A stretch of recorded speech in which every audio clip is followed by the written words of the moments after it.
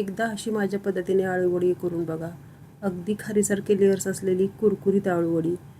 नमस्कार, मी भारती पाटील. स्वागत आहे सर्वांचं आपल्या भारतीज किचनमध्ये. आज आपण बनवणार आहोत आळूवडी. अगदी खारीसारखे लेयर्स असलेली. त्यासाठी आळूची पानं घेतलेली आहेत. पानं स्वच्छ धुवून पुसून देठ काढून घेतले आहेत. तर पानं तयार झालेली आहेत. आता याच्यासाठी मसाला तयार करूया. मसाल्यामध्ये इथे घेतलेले आहे मी 10-12 पाकळ्या लसूण, थोडीशी कोथिंबीर आणि 7 ते 8 हिरव्या मिरच्या घेतलेल्या आहेत. सिंपल मसाले आहेत अगदी. आता हिरव्या मिरच्याऐवजी तुम्ही लाल तिखटसुद्धा घालू शकता. तर एका बाउलमध्ये एक छोटी वाटी पाणी घेतले. त्याच्यामध्ये थोडंसं कोकम घालायचं आहे. कोकमनी वडीला फ्लेवर खूप छान येतो आणि घशाला जी खवखव होते ती होत नाही. तर मिरची आणि कोथिंबीर दरदरीत वाटून घेतलेलं आहे. आता हे जे कोकमचं पाणी आहे ते आपण मसाल्यामध्ये घालू, म्हणजे मिक्स करू दोन्ही. मिक्सरच्या भांड्यामध्ये पाणी घालूया आणि जो मसाला आहे तो सगळा आपण काढून घेऊया. तर अशा प्रकारे आपला मसाला तयार झालेला आहे. आता याच्यामध्ये बाकीचे मसाले घालूया. बाकीच्या मसाल्यामध्ये 1 चमचा तीळ घातलेला आहे, चवीनुसार मीठ घातलेलं आहे अर्धा चमचा जिरे पावडर घातली आहे, अर्धा चमचा गरम मसाला, अर्धा चमचा अर्धा चमचा धने पावडर आणि पाव चमचा हळद घातलेली आहे. सोबत घालायचे आहे 1 चमचा साखर किंवा थोडासा गुळ, अगदी सुपारी एवढा. आणि सोबतच घालायचा आहे पाव चमचा बेकिंग सोडा आणि थोडासा ओवा हातावरती क्रश करून. तर तो व्हिडिओ स्किप झाला आहे आपल्याकडून. आता घालूया पीठ. तर साधारणतः 1.5 पळी पीठ घातलं आहे मी इथे वडीसाठी बॅटर तयार करायला. तर थोडंसं पातळ आहे, तर अर्धा चमचा अजून पीठ घातलं. चमचा म्हणजे मोठी पळी. तर अशा 2 पळ्या पीठ गेलेलं आहे 1 छोट्या वाटी पाण्यासाठी. तर आता इथे चॉपिंग बोर्डवरती पानं ठेवायची, की थाळी घेतली तरीसुद्धा चालेल. आणि एक हलकासा लेअर द्यायचा पानांना पिठाचा. तर अशा प्रकारे मी 6 पानं घेणार आहे आणि पानं ठेवताना अशी उलटी सुलटी ठेवायची आहेत.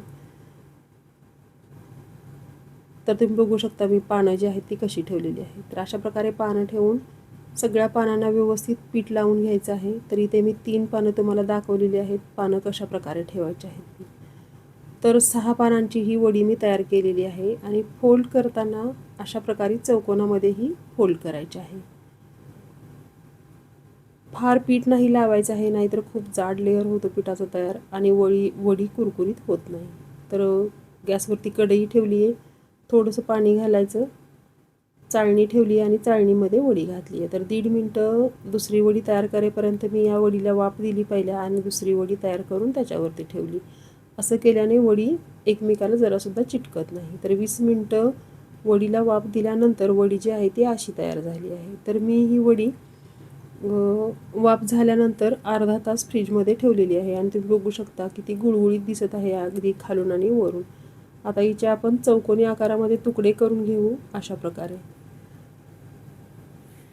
तर तुकडे करून झालेले आहेत. आता आपण फ्राय करूया. तर फ्राय करण्यासाठी तेल ठेवलेलं आहे. तेल जे आहे ते मीडियम गॅसवरती अगदी मध्यम गरम करायचं आहे, फार कडकडीत गरम नाही करायचं आहे.